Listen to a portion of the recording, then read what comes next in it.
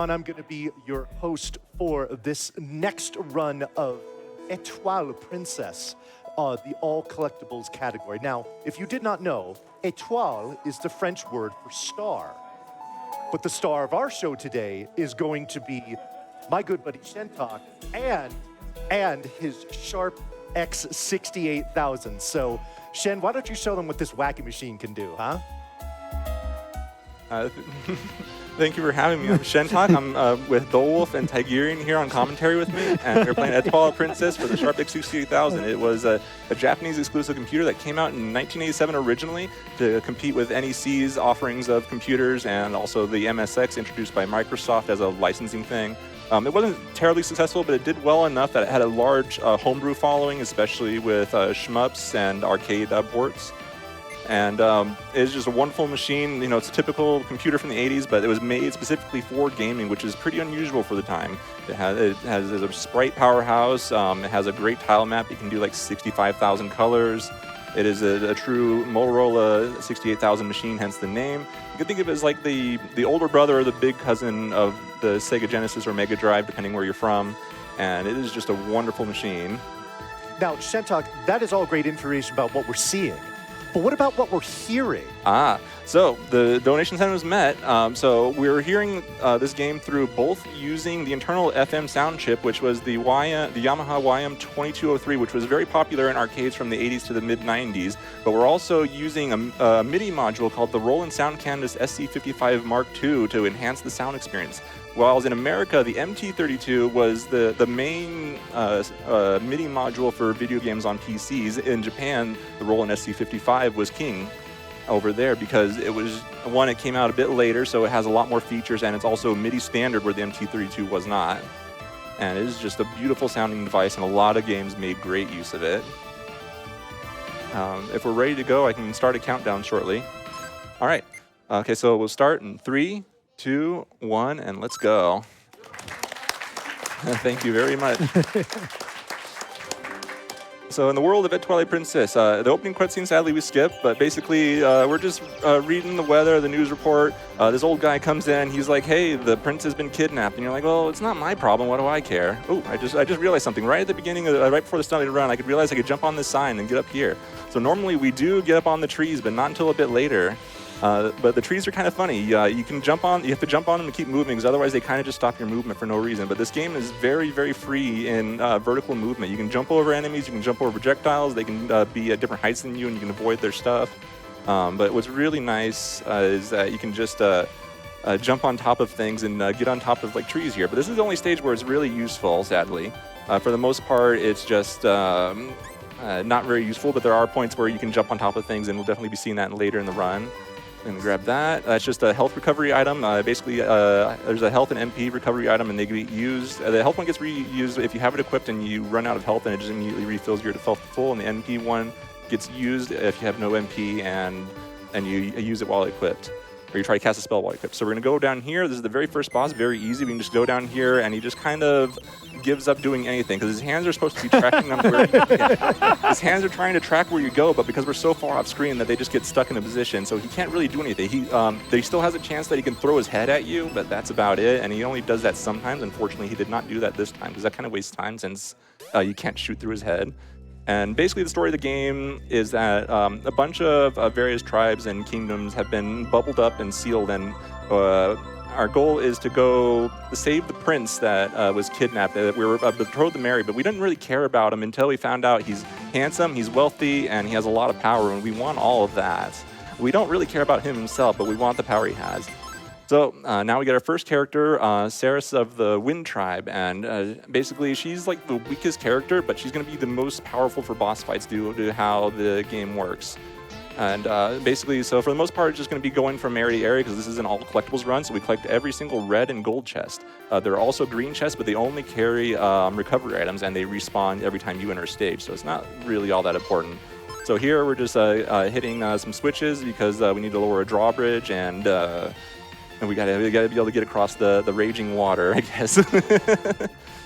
And so we got a bunch of enemies here, and right now we're moving kind of slow, but we'll get some movement tech in this stage, and even the game kind of hints at it if you beat the stage without collecting it. After you beat this stage, you'll have a conversation with the person you rescue, and she's like, well, yeah, did you make sure to collect this item? And you're like, yeah, and if you do, you're just like, yeah, no problem, I got it. And if you don't, then she's like, you should really go back and get that item because it's really useful. Is it actually useful? Oh yeah, it's basically our movement tech. Oh, yeah, nice. So, yeah, and it's just hidden in this house that has it's locked up, but it has a big hole in the roof, so it's very obvious. And right here, it's just called the jet boots. Very convenient item. And you just jump, and then you hold the jump button again. And while you're holding the jump button, you run at a really fast speed, and you get a cool little trail following you wherever you run. But your movement gets really slippery, which is honestly a thing I always look for in speedruns because I love that kind of slidey movement. So you've voluntarily chosen ice physics. I love ice physics. I don't know why. Yeah, I'm just looking. This reminds me of just Link's Awakening boots, except we can turn. Yeah. So right there, I just got the first health upgrade item. There's a bunch of them. Most of the red chests are going to be that, but there are also a few that have actual useful items. But basically, that massive health bar down there, they couldn't fit it all in one bar, so they had to just scrunch it across the screen. And here we're going to rob a grave here, and a deity talks to us and gives us a protective charm, and get a little conversation about it. It's like, is it really a protective charm or is it a cursed item? And I have no idea what it does. It says if you have it equipped, something good might happen, but there's zero information beyond that. And now we're getting here, and I forgot to change character. That smile. It is fantastic. So basically, he has a very bosses. Oh yeah. I think I've seen those eyes on a Pokemon recently. I don't know if anyone's seen them about. So basically, what makes her really powerful is that the bosses don't have iframes, so you can just stand inside bosses and just deal a ton of damage to them. And basically, her thing is that she shoots little missiles in all directions, but because bosses don't have iframes, you can just stand inside them and have everything hit and just melt bosses. There are a couple of bosses where we won't be doing that. But we'll get to them when we get to them. So right there, we rescued this girl. She doesn't want to help us, but she's happy to power us up, and she gives us a really useful item, which is the defense ring. Basically reduces the damage you take by half, and mostly when we have equipped, since we do take a lot of damage from standing inside the boss's hitbox. We're gonna equip that. There we go. Awesome. So now we just take a lot less damage, and it allows us just to ignore the enemies. The enemies are mostly just obstacles. All they really do is drop health and MP refills, which is really nice. And right there, I just jumped on top of that chest just to skip having to go all the way around. It saves a few seconds. It's really nice. And so I got that one. Got to avoid all the fire wolf things. They're I don't know, they're ghosts or something. Yeah, I've noticed a lot of this routing seems to be figuring out where exactly you can get yourself kind of off of the main path by getting you that little bit of extra height to jump to somewhere I don't think the developers quite intended you to go. No, but they give you so much freedom too. They let you just jump on anything you want. It's just fantastic. I will have to remember at some point to collect an MP herbs. I did not get one in the first stage like I normally do, but that's okay. I don't need it for a bit. So basically, we're just going to each one, defeating the boss that's basically acting as the seal for the people who are trapped. Although we only ever see one of them whenever we rescue, but it is implied that you're rescuing everybody from that group. Nice, very easy. You can kill that one as a little too cast, but it's really hard to stay on top of the bosses, especially since this move it's kind of random. And now we get the third party member of our group, which we don't really use her, but she does have a stage special that we'll be seeing later. She's just I don't remember her name, but she's from the Fire Tribe. And the trouble is, the game inside the game, it does not give you names of people. You have to read the manual for that, and only a few characters are actually named. So I don't need her now, but I'm gonna put her in my party just so I don't forget. She's not useful in the stage she is, but it's really nice because it's basically a dark cave, and she lights up the cave, so it's a lot easier to see what you're doing. But the game has a kind of a cool effect. But now it's oh yeah, it's just really hot here. I'm sure surely there has to be a dragon here. And that's basically what we're here looking for. But so the first item I always get in every stage is the map. I just consider that as a collectible since it's in a red chest and you can only get it once per stage. But it's nice if you pause the screen, you can get a bearing of where you are, and it's really nice. They have a lot of nice touches in design for this game to just be considerate. So we were just in the lava caves. Yep. But it's hot here. Yep. How? But. Okay. Well, when you enter the lava caves, all she talks about is oh man, that lava looks really dangerous. I better not fall in. I mean, I agree. Yeah. I mean, considering she voluntarily came back to it, I think she's warmed up to the idea. Oops, it fell. Oh my God. I'm just going to be stuck with this, aren't I? Oh, yes. No, don't This, hit me. this group is going to be stuck with me all week. Hear that? All right. And here we get basically an item, a fairy. There's 3 fairies in this game. This one drains MP to give you HP back. It's useful casually, but in a speedrun, not too worried about health. And if we do need health, we always get recovery items for that. I'm gonna swap to her. There we go. Go over here, charge up, and gotta take care of Rock Buddy. And here we got a little dragon. We're trying to stick up, and it's like, oh yeah, just don't wake it up. We'll be fine. Whoops. So this boss is like really easy. All we do is just jump off the screen here, don't move, and the boss can no longer hit us. Those falling spikes are RNG, but the boss can no longer actually deal damage to us. Which is just absolutely fantastic. That is incredible. Yeah. I mean, they are only a 2D dragon. I guess having another dimension to move in would be too difficult for them. And now here we get the girl, the Dragon Tribe, and she's like really insistent on joining our group. And she's like, I have the strength of 100 men, and we're just talking about no, in your dragon form, you're just too big to be in our game. And she's like, okay, fine, I'll just throw you to the other continent, because that's like all we want is to get over there. And so she just like How literal are we being here? Oh, 100% literal. This game does not understand metaphor. Yeah, metaphors later in the week. Yeah. And if you see the map screens, I see we're in Fail-land. That's the name of the whole land of this game. I have no idea why they chose that, but I absolutely love it. I love the commitment to it. And now we're in like a tower that's currently having a thunderstorm going on, and we're just like, yeah, that's great. I love rain. And this is probably like one of the longer stages in the game, because we're mostly just going up and up and up and killing a couple puzzles. So if there's any couple of donations you want to read out, you got time for a couple of them. Yeah, I sure do. I have got a $25 donation from Aether, who says, congrats on 1 million. Seeing RPGLB grow from its humble beginnings to now has been nothing short of awe-inspiring. Happy to be here in person. Also, Shentok, one day I will stop confusing the X68000 with the PC98. We have a $25 donation from All the High Winds that says, good luck, Shentok. Congrats, RPGLB, for hitting such a huge milestone. Here's to hitting many more. And we have a $250 donation. Yo. And this one comes courtesy of Nori. Aw, Who thank says, you, Nori. It's the unwanted neighbor making my presence known. Aww. Show love to the king of the obscure, Shentok, during his Étoile Princesse run. Good luck on the run, and don't mind the wind that isn't there. So I'll get in that a little bit later. I joke a little bit later, but first, you see there's a lot of red chests I'm skipping. This is actually the only stage in the game that has mimic chests. And there's only one actual red chest that we have to collect, but we do have to come back later for some backtracking.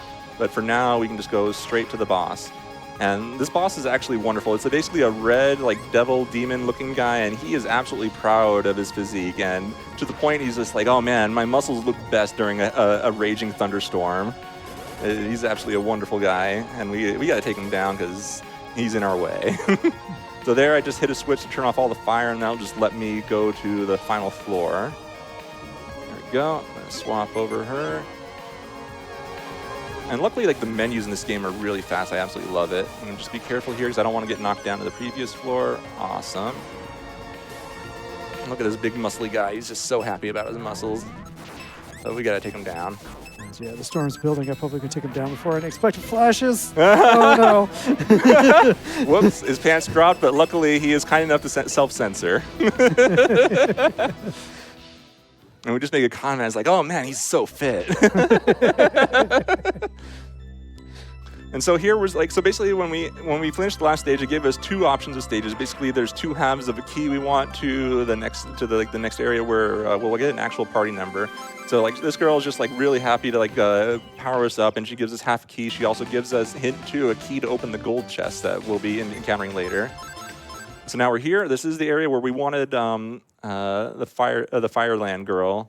Basically, this dungeon is completely dark. There's like they use this scanline effect to simulate darkness. You see it's really dark, and all of a sudden it's lit up, and it's because it's like, oh yeah, the Fire Tribe girl is happy to help us out and light the way. And you can even see in the corner in some spots where you see some characters still have like that, especially with the trail there where it still has that scanline effect. There we go. And I really like this stage's music lock. So it's literally like just drawing half the lines to make it dark. Oops, I went the wrong way. I don't need that. So if you, so one thing I will say is if you collect an item you already have one of, it just automatically uses it. So it's really handy if like you need a refill right before a boss. I appreciate that you're leaving the rock buddies alone this time. Last time he kind of left the screen before I could actually understand what the sprite was. Yeah. But that one was actually blocking the way, and the way, even if he moves out of the way is blocked until you defeat that one, sadly. So okay, so I'm gonna do some little platforming here. All right. And we got time for one donation if you want to put one in. Yeah, real quick, we got a $20 donation from Nerd Vicious that says, Name Job Buy is the best name for the Ultima 4 avatar. And I want to give you a little update here on what's going on with that bid war. Name Job Buy has actually jumped into the lead with $231. Steve is at $230, literally as close as you can get. The villain still only has 10. Chat, what did I just tell you? Like, we need to get Charlotte's preferred name in there. Come on. That sounds fantastic. So yeah, we're just doing some platforming here. We're going to be getting another health upgrade soon. So we can go up here. I'm trying to remember where there is an herb I can collect. I know that they kind of keep them in obvious spots, but that one is not the one I wanted. Because usually I don't have to collect them. Because usually I get the one in the first stage, and that carries me for a later stage where I actually do need it. And now we're getting kind of a hint of what to expect for the boss with all the spider webs here. And all these spiders just hanging around the spot. Let's see. So now we're going to go up here. And then soon we'll be getting to a chasm that we can't cross. And it's basically, if you go up high enough, you get an automatic dialogue prompt where we're just going to try to avoid that. It's pretty easy to avoid, but it's easy to accidentally walk into it because of the slippery movement. But luckily, like, it's still precise enough that you feel like you have control, even if it's feeling really loose, which is really, really nice. So yeah, we're going to go up here. If we went up a little higher, we'd get a little dialogue that says, oh, we need to cross this cavern, but I don't see any way across. And there's just like a little stump there. And then so we're going to go over here, and then got to watch out for this skeleton here, because sometimes he'll just throw something at me and get in my way and knock me off. And you get a little hint of what we need to do there. It's like those rope we cross. There's like actually like a couple of paths you can cross. One of them's a dead end, but the rope kind of tells you which way to go. And we get a rope here. And we're just like, what's this used for? And maybe it tells you like, oh, maybe we can use it back there if you get that cutscene. This game does have kind of a lot of follow through on things you do. If you like trigger certain things, it'll be like, oh yeah, I could use it there. Or if you get something before it's usable, it's just like, oh, I wonder what this is for. I can't figure that out. So like they put a ton of thought into it. We'll go across here. And then fortunately this game, like, it has a, let's see, no, that's not what I wanted. I keep getting the health upgrades. I'm just like trying to get an MP refill item. I don't need it yet, but I just like, I like that safety net for when I do need it, because magic, like I said, is just really, really good in this game. But I just like, outside of my usual route, I don't need to collect one extra one, so I'm gonna swap. There we go. So if you do have a fear of spiders, this one is pretty serious looking. I'm gonna go here and just do more of this. Let's see, jump at the right time so I don't get hit. Because if you get hit, you do lose your casting. Nice. Yeah, I noticed for those tornadoes, you need a bit of a wind up. Yep, that's with any magic spell. You have to hold the attack button for a moment, and then the meter fills up and lets you know when you can use it. And the nice thing is if you hold it too long, it cancels it. That way you don't accidentally use it either. And so we get another member of the party. She's not named, and they don't even say what tribe she's from, but she's an explosive expert. And she's like very non-talkative. All she just goes is like, yeah, whenever you like ask her questions. So she's like okay to join us, but she's not very talkative about it. But she's advertised as the most powerful character in the game, and she lobs bombs, and her special is like a big bomb too. So she's really good. It's just like she's slow, so she's not very useful as far as like the speed run goes. But casually, all the characters that you get do have unique attacks. They have unique magic, and they're all useful in their own way. But like, as far as like the actual like necessary characters goes, you always have to have the main character. I never said her name. Is like a Ryule or something like that. It's hard to pronounce in English for me, but I'm guessing it's like supposed to be like French-ish. There we go. Jumped over there. It's what someone from Japan in the 90s would think French sounds like. Yeah. So we got a very useful casual item, which is the compass. So basically, if you have it equipped, it points to the nearest chest and shows it in the bottom left corner. So it's really nice if you're trying to find all the chests in the game. It will point the green chest as well, but once they're opened, it will no longer point to that chest. And if there's no chests left, it'll just constantly spin around as showing, like as a display of that. Yeah, there's nothing here. So there we're just doing some like vertical platform just to get around.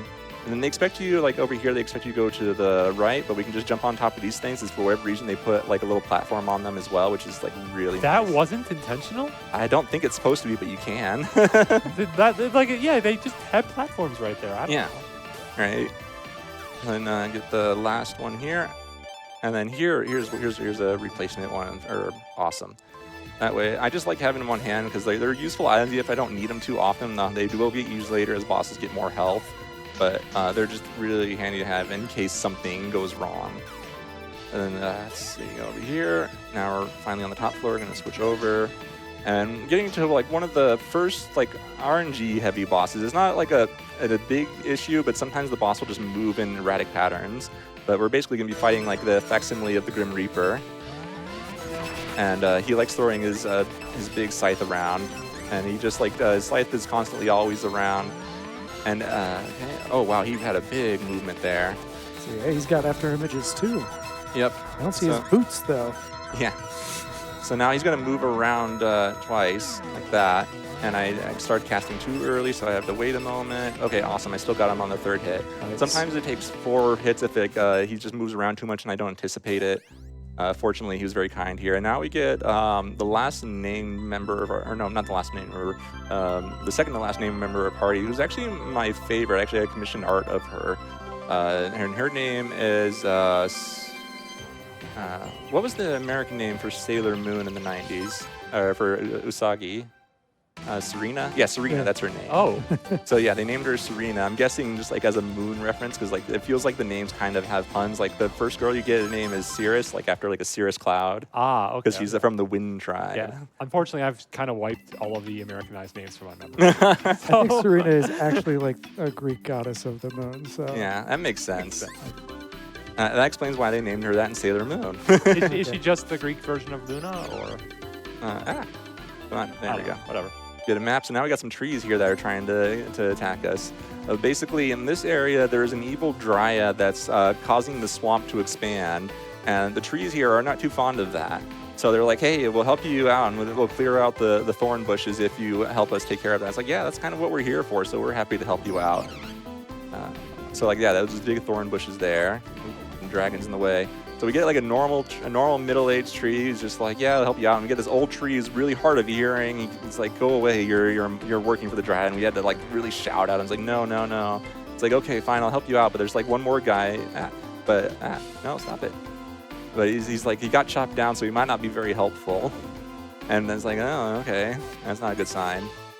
But fortunately, he's doing just fine. He's like here, it's like cut down. He's like, oh yeah, I'm still alive. I'm immortal. Nothing can take me down. Even though he's just a little twig. Oh. the tiny wings on those dragons. Yeah. I just can't stop staring at them. They're super cute. They're so adorable. They're not flying dragons. They're just there for show. I feel like the artists were just winging it. Get another health upgrade here. And this is like, I would say this is like one of the hardest bosses in the game for me personally, just because the damage you do to him is so erratic. Because he moves around a lot and he jumps a lot, so you have to jump with him. But also, just sometimes the boss takes a lot of damage, and sometimes he just doesn't take any damage at all. It's really weird. And I'm not sure if that's a me thing or a game thing. But he also, even with the defense ring, he does a lot of damage. But here's the Dryad. Here's the Dryad causing all the problems. Again, these eyes return. Well, where is Larpus? Gotta get high spirits over here. Oh, dang it. I'm jumping in a little too soon. That's okay, though. Maybe we should when they see this, they might feel a little bit of kinship to this poor tree that we're beating up on. I'm gonna put that.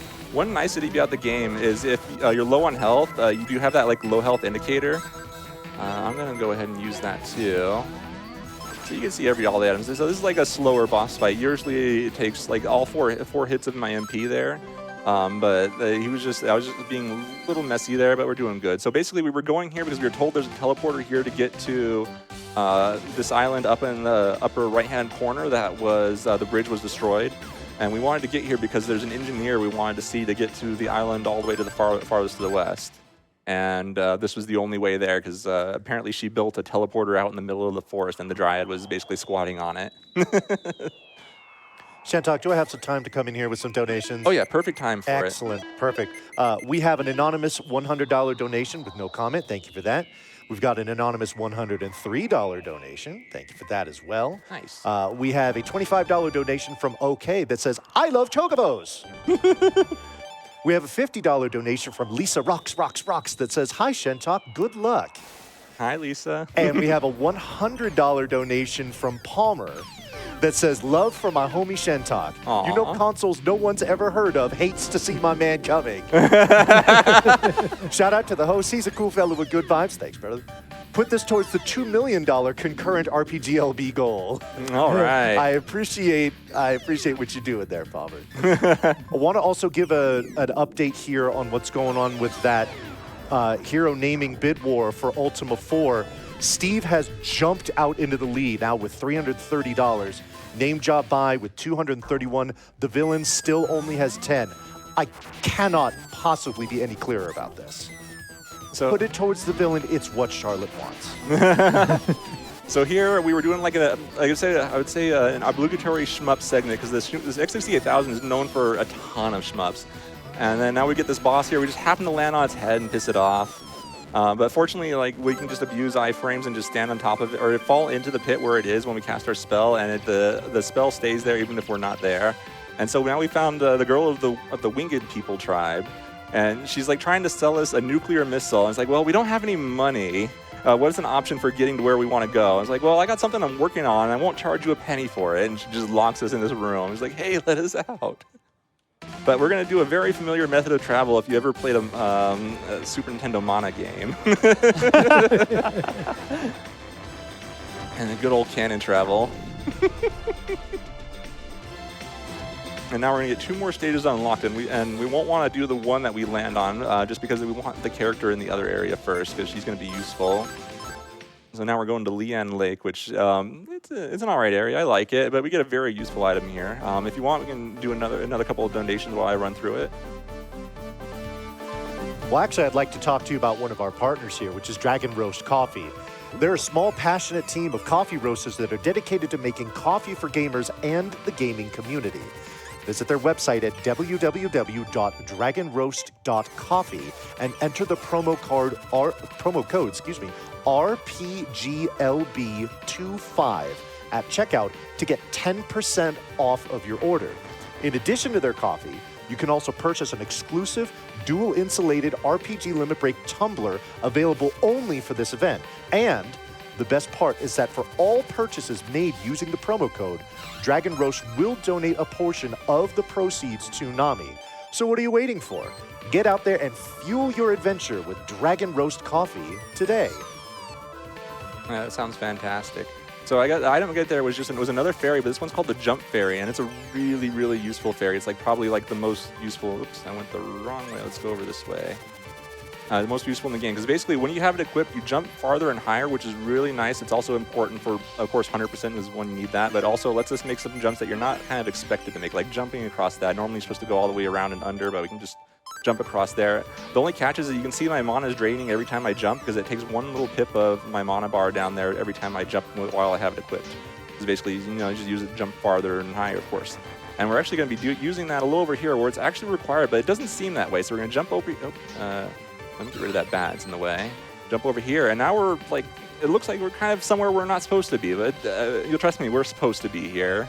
We're gonna go over here and get this little health upgrade right here. That's just conveniently out of reach, but they really thought of everything when they were like, yeah, you could just go anywhere. Let's make sure that they can do. There's actual reason for it.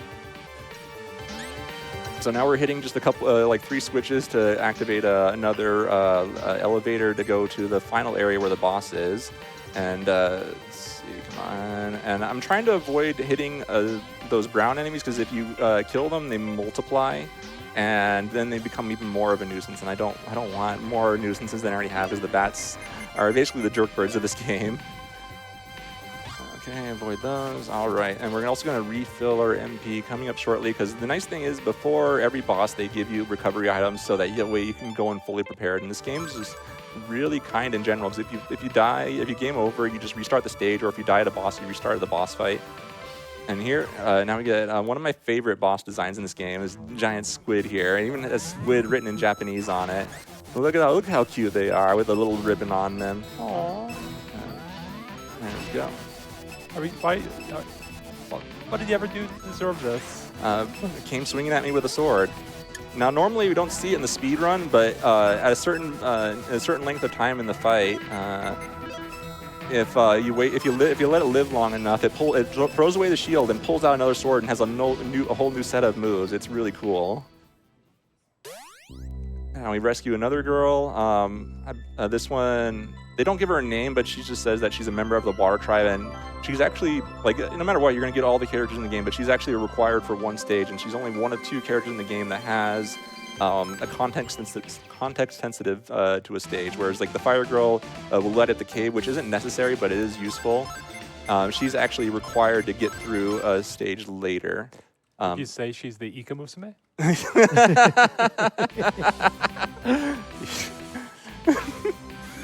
Oh, that's a good one. I can't let Tigerion have all the fun. Just most of it. So now we're in basically an abandoned castle that's been overrun with zombies and other undead creatures and slimes and whatnot. Basically, there's a notebook in here that you can read through. I don't know entirely what it says, but it's basically like a daily log of what's going on, why the castle was abandoned and all that stuff. And basically just like zombies started taking over and the dead started and like the skeletons started rising from the dead too, or rising from the graves. Yeah, I like that they have that written down for you as if it was not immediately obvious as soon as you got here that there is a problem with zombies and skeletons. Yeah, and ghost wolves. So I'm going to equip the jump fairy again. So we're going to do a jump here that we're not supposed to do, and nice, I got it first try because it's a very tight jump there. And that just basically just skips having to go all the way around to get to this point. So we can just get that and move on. And then stuck on the wall. And then we're going to be doing that one more time in a corner over here because they're supposed to go outside and go around, but with the jump fairy you can just barely get around that. Nice. I've been struggling with that lately, so it's nice that I got that first try. And we're going to get a pair of old glasses here. And we're just like, hey, what's this for? I was like, well, hold on to them. They're in a chest, so surely they're important. Go over to this mirror. It's like, oh, let's use the glasses on this, and nothing's happening. And it's like, oh, there's a book over here. Let's check it out. And it's like, oh, here's an incantation. We can't read it. And I'll put on the glasses. And then it's like, okay, there's an incantation here. And then when we read the incantation, which is basically a dirty limerick, and she's like, is a girl really supposed to be saying this? I mean, that's a good way to stop princesses, I guess. Just make all of your incantations dirty limericks, and they'll be too embarrassed to say them. And then we have to repeat it again. And it was like, I really shouldn't be saying this. Go over here. And then get an MP recovery item here. Our health is pretty good. This is probably like the tankiest boss in the game too. It's not a hard fight, but he deals a lot of damage and he takes a lot of hits. But like, there's a place you can stand if you want to play casually, where he won't hit you. But like, he can't hit you with his sword, but he still has like homing attacks, which are basically Taito lasers. If you're familiar with Taito shmups. They're famous in the 90s for doing these kind of lasers that home in on you lazily. So I'm going to do that. So yeah, you can hear the low health indicator get more intense. But as long as I have the health item equipped, it will not play that sound. It's a really nicety of the game. I'm going to equip that for safety. Well, I would kind of wish basically I got an attack up ring at some point. Ooh, wow. But it doesn't work on magic, sadly. It only works on physical attacks. So, like, the defense ring is basically your de facto item to have. And now we rescue a girl. It doesn't say what tribe she's from, but I'm going to assume either the Sun tribe or maybe a Gold tribe because of the color of her hair, because everyone's hair color seems to represent what tribe they're from. And she's just like, I want to power you up. Please let me power you up. And then we tell her we're trying to get to the Palace of the Sun to rescue the prince. It's like, I don't know if I'll help you. It's like, oh, but he's my husband to be. It's like, okay, I'll help you out for love.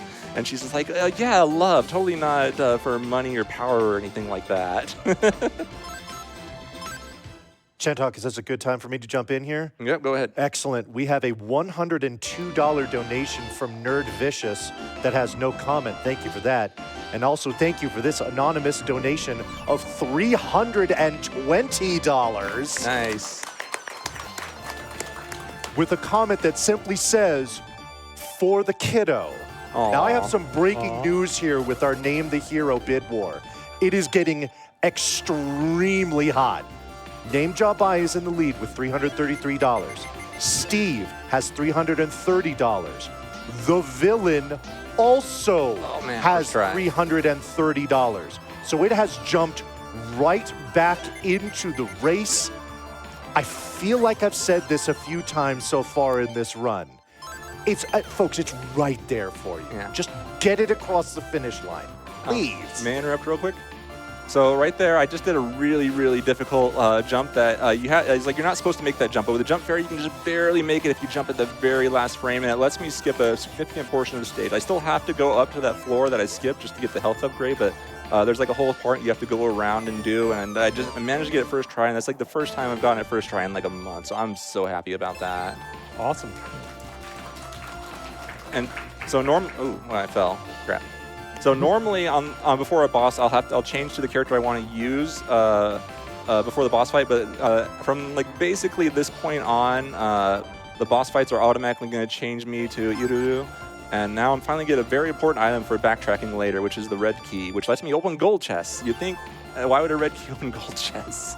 But that's exactly what it's for. I am struggling to see these platforms. Yeah, I've seen it often enough that I know it. And now we're finally getting to meet the actual villain of the game who's been bubbling up everybody, and she's just referred to as the witch. And we don't really get any motivation out of her, but she pulls out a robot version of us, steam-powered and everything. And everyone's just kind of laughing. It's like, no, that's not me at all. Can we recruit her into the party? I wish. Aww. Sadly, she's working against us. She has missiles. She doesn't even have to pay for it. She didn't have to ride in the cannon either. Yeah.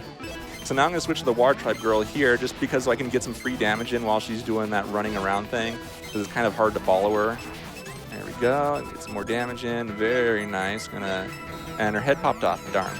So sometimes you can beat her before her head pops off, and she's a lot easier to deal damage to because now she starts doing homing lasers, and her body's just like constantly chasing you around. Okay, there we go. That was okay. Like normally I can beat her before the head pops off, but sometimes it just happens anyways. We finally rescued the prince, and we're just like, yeah, we can finally go home and get married, and I can get rich and have all your money. And he's like, well, what about the villain who imprisoned me? He's like, oh yeah, I guess we'll go take care of her. Well, I'll do it for you. And then he's just like, oh, we're traveling together. This is a perfect chance for something. What's the word I'm looking for? Indecent to happen, so he'll be mine forever. She's got priorities, and she is sticking to them. Yeah. And so now for this stage, we're going to use him for one fight. He has a very powerful magic sword laser attack that's really, really good, but it's also like very risk heavy because if he gets hit while he's using it, he has a high chance of being moved into another direction, and you can't change your facing while it's active. So it does good damage, but it's a very high risk, high reward spell. So now just use the fairy to get up there. Normally you're supposed to go around through a small maze to get the pearl there, and we need one pearl from each side to open the exit. You can jump over there to the right to get to the platforms over there, but I do need the map over here. And then gonna get this. And then we're also gonna be getting up soon to the reason why I had to bring the Water Tribe girl. Whoops, shortchange that jump just a little bit. Ooh, wow, everything's out to get me. This is always a really tough room. Usually I make it fine with just enough health to be okay. Once in a while it has gotten pretty scary, but it's just, it's all luck based on how the bats want to treat me and how that thing shooting at me wants to treat me. Those jerk birds. Yeah. So I'm watching the fairy eat up the projectiles coming after you. Is that something all fairies additionally do? Or? Yeah, all fairies can do that, but technically only one fairy is supposed to actually do that. But that one that actually does that basically drains mana to attack nearby enemies, but it also can defend you from projectiles. The other 2 fairies just kind of happen to be able to do that. So now the reason we brought out the Wire Tribe girl is because she's the only one who could take that pearl off. If anyone else tries to, it's protected by a barrier that's like only people of the Water Tribe can pass through. So it's just basically like a plot device to bring her. And even like when you go into stage select and if you hover over her in the character select and she's not in your party, it's basically like says in Japanese, bring me, bring me. And they apparently had plans for more characters to do that because on the back of the box shows prototype footage of that. But unfortunately, she's the only character that has like real significance where it's like, oh yeah, you really need to bring this person. So it makes me wonder what else they had in mind, because they also show like boss fights with characters you didn't have at that point. So either maybe it's like a debug build like they're showing, or maybe they had like different ideas on how they wanted boss order, or maybe you could redo boss fights, so you can't do that here. So now we opened our first gold chest, which requires the key to open. And most of them are still going to be health upgrades, but we got to fill in that squiggly health bar. It's very important. And now we're going to get another mana refill, and that pearl we got earlier is going to be used to open the boss door. Going to refill my mana, change over to a soul, Prince Soul of the Sun Kingdom. Going to open this door. We're going to fight a nice big jellyfish over here, a pretty normal looking boss. His gimmick is that he can only be hit by projectiles, and the tentacles do block hits, so that's what makes this guy really good, is it's a piercing shot, so it just goes through everything. Gonna wait for this to wait out just because of if he gets hit, he will get turned around. And then gonna do that. Over here, and just a couple more hits. The only thing I don't like about his spell is that it does have kind of a high-pitched sound, but at least it's only the only time you use it. And then we're kind of disappointed there's nothing here, but he makes an off-hammer comment. It's like, hey, are we having jellyfish for dinner? And Ryu was like, is jellyfish even edible? I know. Actually, I don't even know if it is. Everything's edible with enough fire. Ah, that's true. So now I'm going to do a final party swap here, just basically the final part of the game. This is the second to last stage, but after this, we will be doing a lot of cleanup. If there's any donations, we can go through this, because all we're doing is opening a bunch of chests to collect MacGuffins to basically clear the stage. Alrighty, I do have a couple donations here. We've got a $25 donation from RPG Cha that says, good luck, Shencha. Aw, thank you, RPG Cha. And then we also have a $25 donation. This one's from Possum Coffee, and it says, for my Civ friend and Charlotte. Aww. Now, folks, I have breaking news. The villain is officially in the lead. Yo, nice. $355 we've got for that. Name job buy right behind at 336. Steve also in the running at 330. Now, we don't know who we want to win, but you can speak with your dollars. If you want to donate to a particular name, go ahead and do so, and you'll get to choose who's going to be the name of the hero in Ultima 4. Nice. So there we just, that's like the first time you see her magic in the game, because I don't really need to ever use it. Because like the only time is the first boss fight, and the first boss fight's just faster if you stay out of the boss's way. But her magic is basically, it just rains down stars, because of course the Princess of the Star Kingdom would have star magic. But basically, we're just collecting crystals of different colors, and we need to place them in basically stands to redirect the light to open up the path to the final area. Sort of. Basically, the room is pitch black, and the platforms only show up when everything's been lit. And there's like kind of like a use of like the height this game has, where you can jump up and shoot those from far away if your jump height is just right. But you can just use magic and pray to RNG that it hits them all. Unfortunately, it did there, so I didn't have to worry about that too much. And get another gold chest here. Gonna just take care of that enemy so it doesn't bother me later. So yeah, so finally we're starting to see a gold chest, but we will be doing some revisiting later. So now we've got some disappearing platforms that are always fun. And the cycles are always going to be timed in such a way that we're going to have to wait for them, because a lot of them are room-based. So either when you enter the room or when you start seeing them, they start moving. Like that one right there is impossible to make because it's always at the same timing. So I just have to do that. And of course, it does the mean little thing of where it flips around if you hang out on it too long. And then we're going to get to some mirror puzzles soon, where you have to redirect the light to on various mirrors to point it at different things. So like hit that one, and then that'll let us get down here to get the third prism. And then we're going to hit this one, and this one, and this one to open the door back up. That way we can put the last one down and finally go down to the basement. Now that we put all the prisms in place, everything's all lit up and we can see down here. If you try to come down here early, everything will be really dark and you can kind of see. And that basically that tablet there tells you what's going on. And all these platforms are invisible and they don't exist. Like, you're not supposed to see them. They're not supposed to be there. And then you can finally progress on once you do all that, because they really want you to do all that. And you can see more light here. Everything's lit up now, but we're not quite done with that. We got one more mirror puzzle to do, so we got to collect the final prism, and then we also have to collect a mirror, because there's a mirror missing on the next floor where we have to do the puzzle solving. And I actually kind of like that puzzle. It's simple once you know it, but it's like more complex than the other one, where you really have to noodle around a bit to figure out how you want the lights to move just right to get everything lined up. And go over here. This is also another boss where we have to be redo it anyways, because it'll automatically change it. Hit that one, hit this one 3 times, because that's the only way it'll get right. Hit that one, and then place that. And I'm just going to refill our inventory. And that way we're just prepared for the boss. And the next boss is very, very predictable. It always does the same thing. He's just a silent type. He's just like, okay, are you going to talk to me? Should we start? And he's like, yeah, fine, let's go. And so he'll always cast a spell, he'll teleport, and then I just get some free damage in when I can. And then just stand him and do more damage. And then on the 4th cast, he'll do a different attack. But up until that point, he just does that one attack there. So now he's going to do like a meteor shower attack. And now I'm out of magic myself, so I'm just going to damage him. There we go. And that attack lasts long enough that usually I can just do melee damage to get rid of him. And now all the seals are broken, but we're not done quite yet. We're going to do some backtracking, then I'm going to explain a little bit, and then I'll let any donations that have come in. Now we're at the final dungeon, which is called Emperor X. I'm not sure if that's a reference to anything. So now we're going to go back to all the way to first stage. There's a red chest there that we technically could open, but we can't reach without the jump fairy, just because the range to get it is just slightly enough out of the way that we just can't make it with a regular jump. And now we can just basically use the jump fairy for the rest of the backtracking. So if we have any donations, feel free to read them, or anything else.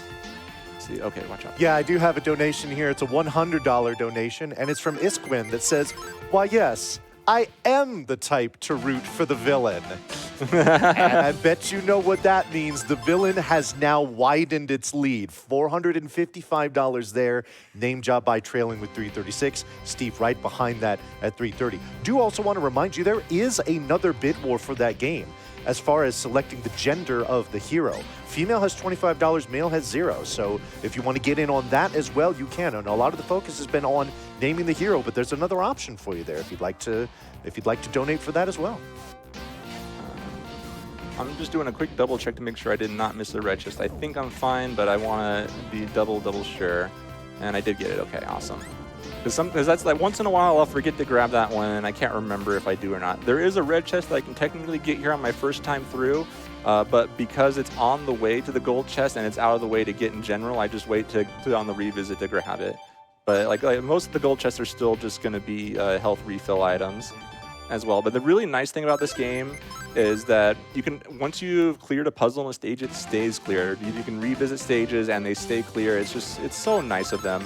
So now we're going to see this stage without any light, because I do not have the Fire Tribe girl with me. And luckily I don't have to do any platforming, because the gold chest is really close by. But now you can see like the full darkness in effect. And it's like, well, it's really dark in here. Maybe we should have brought the girl from the Fire Tribe, because they give you that hint that you should have brought her along so you can see. And you see is like they darkened it. Like everything's actually darker, but they do apply a scanline effect to give the appearance of darkness as well. And I like it. It's a nice touch. You can still see just enough. And we're getting the 3rd and final fairy here, which is the attack fairy, which will drain mana to attack any nearby enemies. But I don't particularly find it useful. We also got an item at some point that drains mana for temporary invincibility. I would say casually could be useful, but it drains your mana really, really fast, which, you know, is to be expected for something that makes you temporarily invulnerable. And now we're going to be back here. If you want to read a donation, we're going to be just going all the way to the top floor. This is the longest revisit. Yeah, I do have a quick donation here. It's an anonymous one, and it's $5, and it has no comment, but we appreciate those all the same. I want to talk to you folks about what we've got going on pretty much for the rest of this Tuesday here. Obviously, you're watching Étoile Princesse right now. After this is going to be the Ultima 4 Quest of the Avatar 100% no major glitches run being done by Oregon Mike. We also have met the incentive to have the Ultima 3 Kill Lord British run being done by their daughter Charlotte, so that's going to be super awesome. After that, we have a run of Axe Battler, a Legend of Golden Axe being done by Sharif. That's a Game Gear game, so speaking of interesting consoles here, we kind of got that theme going there. And then tonight is the Metaphor Refantasio run being done by Freedom Pulse and Champion Beef, and that has some bid wars for it as well. We could talk about those in a little bit, but just know that that's going to be coming up a little later on tonight. That's wonderful. I love that. So we're on the top floor now. We go left, it would go, or the highest floor we need to get to. If we go left, it goes up higher to the next boss. And we're getting probably to me the most useful item in the game, but you get so late that it's no longer all that useful. Basically, increases your mana by 1. The main character you can only go out cast up to 4 times with this item, but other characters can have the 5 cast. So it's really, really nice. But you don't get it till the end of the game when there's only 1 boss left, unless you know to go back for that as soon as you get the red key. But like I said, it's so late in the game that it doesn't feel all that meaningful to get. But now that we have the jump fairy, we can also do this stage much more quickly to get to the item we need. So we can just jump up here instead of having to go all the way around, which is just so nice. So like it really rewards you to revisit stages. Whoops. So now I can just jump up on top of all this stuff and not have to worry about having to deal with everything around here. And it's just so nice. Oop, I thought I was running. But we still have to, deal with some obstacles like the spikes here. But now we have so much health that it doesn't really matter because our health bar is almost maxed out here. And instead of having to deal with those too, we can just jump up here now. I think it's just amazing that the height's just enough that you can reach it. And we got like a Pac-Man monster out there. We'll be seeing more of those later. You get the final revisit item here, which is of course just another health upgrade. And now we can go back to the world map, and now we can go to the final stage of the game. And it's basically, for whatever reason, it's called Emperor X. And I'm not sure if that's a reference to anything that I'm not aware of. But now we finally get to use my favorite character here, the white-haired girl, Serena. Her thing is that she throws her staff and you can control its movement. And basically, this is where the witch lives, and it's kind of just like a broken-down castle. And it's like, this is really the final place. And so we get this black orb here, and it's like, ew, it's really slimy. And we're not sure why. I don't think I want to know why. I absolutely do not want to know why. And so the jump fairy we can also reach up here. And this one, it's also slimy, but we taste it, and it's like, oh, it's salty. And it's like only Uru would actually do that. Yeah, I'm quite okay with not knowing anything else. Oh, you'll know soon enough. And now we just 100% of the game. That's the final item we get.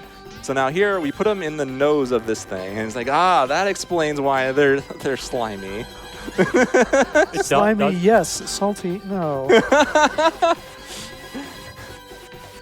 fact that she tasted it is just the weirdest thing. It's not what I would do. Yeah. And then here in this room, they actually account for you having the jump fairy, and they make a point to make it so that you can't jump on top of these normally. I've shorted my jump just a little bit. So let's do that. Okay, wait for that. I didn't want to get knocked down. And, oh wow, Slime Champ. And get rid of that hedgehog. There we go. All right. And now we're pretty much in the clear. We got to go down here, and there's a pole we jump on. It's 100% intentional because there's no other way up here. Shen, can I do a quick donation then? Yeah, go ahead. Yeah, it's $50 from Quiz that says, best of luck, Shentok, Big 3. Aw, thank you, Quiz. Let's see. Gonna get rid of that because it's in the way. And then I'm gonna put that because my MP is almost drained now from all that. So I'm gonna refill everything so that way I can just be as prepared as I can for the final boss. There we go. And now we're all full up. We're in the final room of the game. Basically, there's some of the doors are closed. Instead of just like poking through them, since it's just paper doors, we're polite. We're just gonna go through the rafters and get around all that. So we can jump down here because we can't reach anywhere else. And now we got an open door. Go back up and do it again. There we go. And now we're going to be entering the final stretch. This is basically a thing we walk into. And it's like, oh, you can hear a bell going. And basically the witch is just like praying for her success. Turns out she's a collector and she likes collecting people. And she's like, oh man, all my sealed collection of people, they are in mint condition. And we go meet her and she's like, I'm the #1 witch in the land. And Lulu's like, no, you're #1 behind me. She's like, I'll show you who's the best. And of course, in true RPG fashion, she turns into a giant 3-headed dragon. See, yeah, I think I now understand why it's Emperor X, is because there may be a unnamed character from a kaiju that also has to face a 3-headed dragon. Oh, that makes sense. Okay. So yeah, so her special magic is that she slows down times, and it slows down time, and it even works on bosses. So it's really nice just to equip the attack ring and pull out her attack and do a ton of damage while the boss cannot do a whole lot. But the downside is you have to wait for your staff to come back to you before you can cast a spell. But it's nice because you can get each head has its own hit points, and you have to destroy each of the head in order to do that. And this is a very, very nice fight so far. I like how she stops time the same way that Superman does by just spinning the opposite direction. Exactly. And now we can defeat the heart. And time will come up when it fades to black. And so we have time.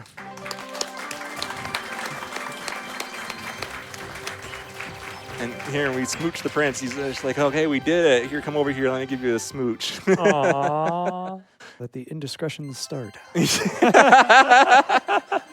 And then we get a nice credits roll, a very beautiful artwork, very bouncy ending theme. And it basically just shows what happens after the game. The one thing I didn't explain is like the motivations for bringing each character along. My favorite is Serena, the white-haired girl. And she's like, no, I don't want to come help. I'm not interested at all. And it was just like, well, you know, if you rescue a prince from a kingdom as rich as them, there you'll surely be handsomely rewarded with pearls, treasure, jewels, gold, whatever you can ask for. And the entire rest of the conversation is her muttering to herself, treasure? Treasure? Okay, I'll go, treasure. And it's just great. And it even like, gives you like a little bit of everything going on. You see everybody off, and and look at that. I think is that the squid? Yeah, look at that. The squid. The squid boss got eaten. And we got our demolitions expert is happy just demolishing rock. And just like bringing everybody back home. And everybody's free again. There's the dragon girl, and it's like you see all the cast of the party that you got along the way and the people who helped you out. And we're here back home. Everybody's dressed the same. There's the cute prince. Yeah. My people, we're married now, and I'm wealthy and powerful. She's like, hey, where's my money?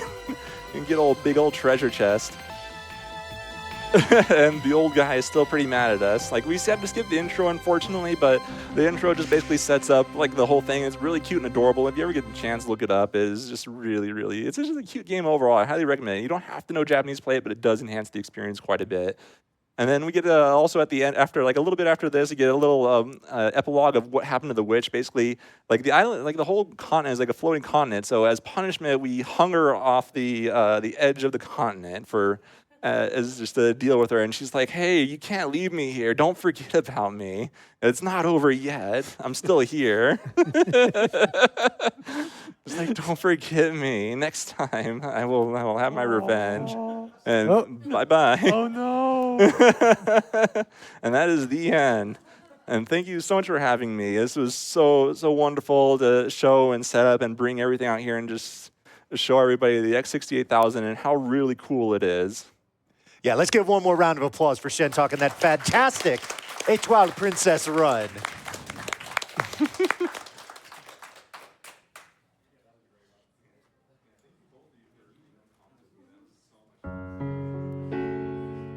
All right, we're going to be getting set up for our next game here in just a few minutes, but I do want to remind you of what's going on with our next run, which is going to be that Ultima 4 Quest of the Avatar run being done by Oregon Mike. We've got 2 bid wars here that are going to cut off when the run begins. So basically, this break here is going to be your last opportunity to get in on this. The first one is selecting the gender of the hero. Female has 25, male has 0, so that would be a pretty easy snipe if you want to see male. As far as naming the hero goes, this is where we've got all the big bucks coming in here. The villain is in the lead with $460. Name Job Buy has $336, and Steve has $330. So there's still time. You're going to have to put in some considerable donations here to knock the villain off. And if you really feel like doing it and being that villain, the time is now to do that.